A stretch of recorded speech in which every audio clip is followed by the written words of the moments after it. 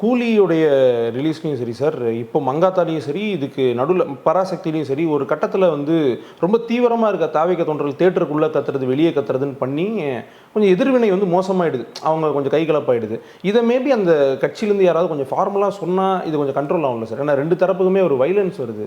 ஆமாம்மா, ஆமாம், கட்டாயமாக அதெல்லாம் சொல்லணுங்க. இப்போ தொண்டர்கள் தானாக திருந்திடுவாங்க, ரசிகர்கள் தானாக திருந்திடுவாங்கன்னு நம்ம எடுத்துக்க முடியாது. நாம் சொல்ல வேண்டியதாக இருக்குது. இப்போ எப்படி செங்கோட்டையன் சொன்னாரோ அந்த மாதிரி வந்து இப்போ இன்னொரு படம் ஓடுகிற தியேட்டரில் போய் அநாகரிகமாக நடந்துக்காதீங்க அப்படின்னு சொல்லணும்.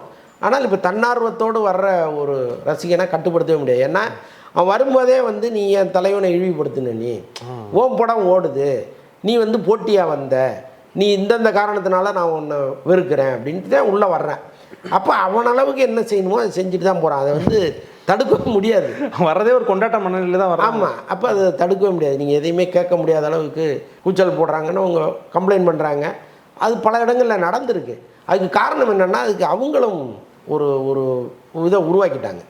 இப்போ பராசக்தி படம் வந்து ஜனநாயகன் படத்தின் ட்ரெய்லரை விட அதிகமாக பார்த்துருக்காங்க அப்படின்னு அவங்க சொல்லும்போது அவங்க எரிச்சல் அடைகிறாங்க.